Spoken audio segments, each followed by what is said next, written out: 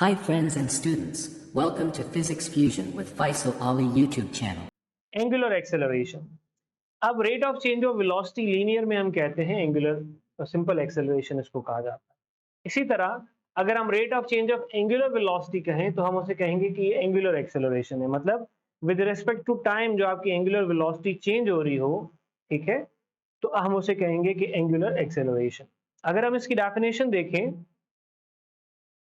The rate of change of angular velocity of a body is called angular acceleration। मतलब with respect to time जो आपकी velocity angular velocity change हो रही है with respect to time, वो basically कहलाती है angular acceleration और इसको डिनोट किया जाता है अल्फा के साथ। इसके साथ अल्फा के साथ, तो keep this mind, Greek letter है अल्फा, ओमेगा भी इसी तरह था। अगर आप इनिशियली आप डेल्टा ओमेगा 2 आपकी फाइनल एंगुलर वेलोसिटी T2 पर है और इनिशियल एंगुलर वेलोसिटी T1 पर है, तो आप delta W upon delta T calculate करके एवरेज एक्सेलरेशन फाइंड आउट कर सकते हैं। सेम है कॉन्सेप्ट है यहाँ पे इंस्टेंटेनियस एंगुलर एक्सेलरेशन का, कि अगर आप इंस्टेंटेनियस एंगुलर एक्सेलरेशन मालूम करना चाहते हैं, everything would be same. What happens to the time, time को आप लिमिट करेंगे, लिमिटाइज करेंगे कि डेल्टा टी इंटरवल बहुत छोटा हो, माइनर हो, तो आप instantaneous, basically it's not average, it's instantaneous. तो इंस्टेंटेनियस एंगुलर एक्सेलरेशन बराबर होगी limit delta t times to 0 delta omega upon delta t. अब ये जो ओमेगा है बेसिकली ये ओमेगा 2 माइनस ओमेगा 1 होता है, और टी जो है डेल्टा टी जो है वो T2 माइनस T1 होता है। एंगुलर एक्सेलरेशन का जो यूनिट है वो रेडियन पर सेकेंड स्क्वायर है। एंगुलर वेलोसिटी का जो यूनिट था प्रीवियस स्लाइड में आई थिंक कि हमने डिस्कस नहीं किया, इसका जो यूनिट होता है बेसिकली ऐसा यूनिट, वो होता है रेडियन पर सेकेंड। और अगर आप इसकी डायमेंशन को डिस्कस करें तो क्योंकि इसमें सिर्फ s डायमेंशन है तो इसकी डायमेंशन होगी T-1। ठीक है, दोबारा चलते हैं एंगुलर एक्सेलरेशन पे, ये पॉइंट रह गया था और जो अभी हमने डिस्कस कर लिया। एंगुलर एक्सेलरेशन पे आते हैं, तो एंगुलर एक्सेलरेशन का यूनिट है रेडियन पर सेकेंड स्क्वायर। अगर आप इसकी डायमेंशन निकालना चाहें तो ये होगा T-2।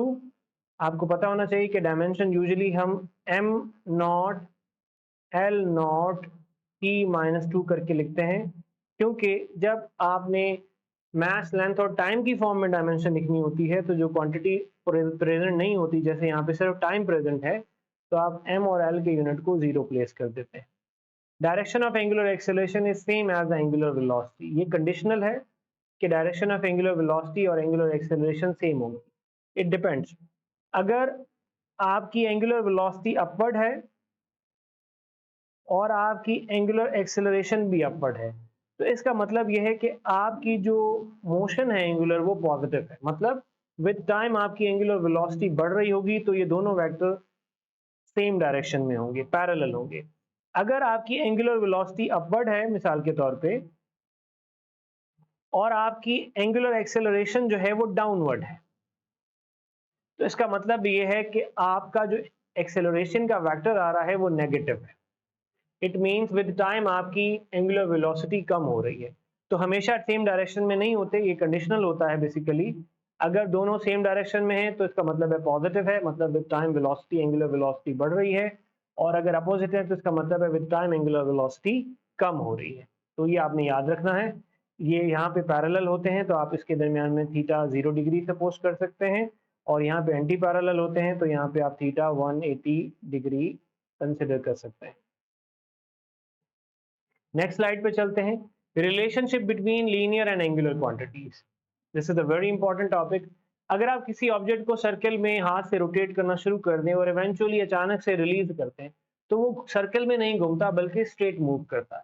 जितनी स्पीड से आप सर्कुलर मोशन में उसको मूव कर रहे होंगे, उतनी ही स्पीड से वो रिलीज होने के बाद स्ट्रेट मूव करेगा। तो बेसिकली लीनियर और एंगुलर क्वांटिटीज का आपस में एक रिलेशनशिप होता है। तो बेसिकली अगर आप ये देखें कि एक ऑब्जेक्ट जो है वो मूव कर रहा है, फॉर एग्जांपल किसी सर्कुलर पाथ के ऊपर, इस पॉइंट पे लेट सपोज मौजूद है, ये उसका रेडियस वेक्टर है, उसने क्यू से मूव करना शुरू किया, डेल्टा एस उसने कवर कर ली, इस पॉइंट पर उसकी जो वेलोसिटी है उसकी डायरेक्शन ये रही। अब वो बॉडी सर्कुलर पाथ में मूव कर रही है, तो हर जिस पॉइंट पे भी आप उस बॉडी को लोकेट करवाएंगे तो उसकी जो वेलोसिटी वेक्टर है वो टेंजेंटली बना हुआ होगा। ठीक है, but still that body is moving in a circular path. दोनों का आपस में एक रिलेशनशिप होता है, उन दोनों का आपस में रिलेशनशिप होता है v is equal to r omega कि लीनियर वेलोसिटी रिलेट करती है एंगुलर वेलोसिटी के साथ by the factor of radius, by the factor of radius, क्योंकि ओमेगा आर और v टेंजेंशियल वेलोसिटी ये तीनों आपस में परपेंडिकुलर होते हैं, तो इनके दरमियान में क्रॉस प्रोडक्ट आ जाता है, तो इसको हम टेंजेंशियल वेलोसिटी कहते हैं। तो जो बेसिक कॉन्सेप्ट जो आपने ध्यान में रखना है कि जब भी आपने लीनियर वेलोसिटी को एंगुलर वेलोसिटी में चेंज करना है तो आप एक्सप्रेशन यूज करेंगे v is equal to r omega, या एंगुलर वेलोसिटी को लीनियर वेलोसिटी में यूज करना है, चेंज करना है, तो आप एक्सप्रेशन यूज करेंगे v is equal to r omega simplify करके।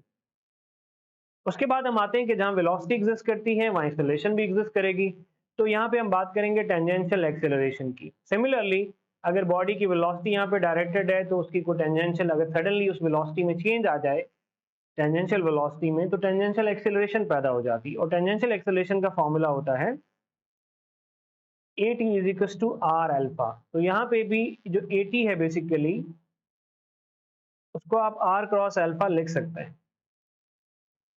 तो जब भी आपने लीनियर एक्सेलरेशन को रिलेट करना है एंगुलर एक्सेलरेशन के साथ तो आप AT या A is equal to r alpha use करेंगे। आपने एक्सेलरेशन से एंगुलर एक्सेलरेशन या एंगुलर एक्सेलरेशन से लीनियर एक्सेलरेशन में ट्रांजिशन करनी है तो आप ये वाले फैक्टर इस्तेमाल कर सकते हैं। तो बहुत सारी ऐसी एप्लीकेशंस हैं जहाँ पे जैसे एक जनरेटर है उसमें बॉडी रोटेट कर रही होती है सर्कुलर, लेकिन समटाइम हम उसकी लीनियर वेलोसिटी को एंगुलर वेलोसिटी में कन्वर्ट करके अपने फॉर्मूले को फाइनल शेप में ले आते हैं। नेक्स्ट स्लाइड पे चलते हैं। Time period, time taken to complete one revolution और a cycle is called time period. एक ऑसिलेशन या सर्किल या रोटेशन कंप्लीट करने के लिए जो टाइम ड्यूरेशन चाहिए उसे टाइम पीरियड कहेंगे। टाइम पीरियड का अगर आप फॉर्मूला बनाना चाहें फ्रीक्वेंसी के साथ, वैसे टाइम पीरियड को आप सिंपली रेसिप्रोकल ऑफ फ्रीक्वेंसी भी कह सकते हैं, लेकिन अगर आप इसके प्रॉपर टाइम पीरियड को एनालाइज करना चाहें तो टाइम पीरियड बराबर होता है basically angular displacement upon angular velocity. ये फॉर्मूला आएगा आपके पास angular velocity is equal to theta upon time से, एंगुलर डिस्प्लेसमेंट अपॉन टाइम से। तो ओमेगा जो है वो इटसेल्फ बराबर होता है 2 पाई एफ के, और आप वैल्यू पुट कर सकते हैं तो टी हो जाएगा थीटा, क्योंकि पूरे सर्किल को आपने कवर करना होता है, पूरा राउंड लेना होता है, तो थीटा की जगह आप लिख सकते हैं 2 पाई, क्योंकि फुल जो पूरे सर्किल में 2 पाई रेडियंस होते हैं, और जो ओमेगा होगा वो हो जाएगा आपके पास 2 पाई एफ। तो 2 पाई एफ से 2 पाई एफ 2 पाई से 2 पाई कैंसिल हो जाएगा, तो ये हो जाएगा 1 अपॉन एफ। क्योंकि आप ऑसिलेशन की बात कर रहे हैं, एक कंप्लीट इवेंट की बात कर रहे हैं, तो time period will be small T से नहीं लिखेंगे, इसको कैपिटल टी से टाइम पीरियड लिखा जाएगा। तो रेसिप्रोकल ऑफ फ्रीक्वेंसी भी कहा जाता है, angular displacement upon angular velocity भी कह सकते हैं टाइम पीरियड को, और एक कंप्लीट ऑसिलेशन के दौरान जितना ड्यूरेशन होता है उसे आप टाइम पीरियड कहेंगे। उसके बाद हम आते हैं फ्रीक्वेंसी पे। फ्रीक्वेंसी को डिफाइन किया जाता है number of cycles, number of events, number of rotations in 1 second, अगर जितने आप कर लें उसको आप फ्रीक्वेंसी कहते हैं, और इसे रेसिप्रोकल ऑफ टाइम भी कहा जाता है 1 अपॉन टी, और इसका यूनिट हर्ट्स होता है। तो 1 अपॉन सेकेंड क्योंकि सेकेंड इनवर्स इसका यूनिट बनेगा तो उसको हर्ट्स कहेंगे, hertz is the name of a scientist. Time का यूनिट सेकेंड ही कंसिडर किया जाएगा।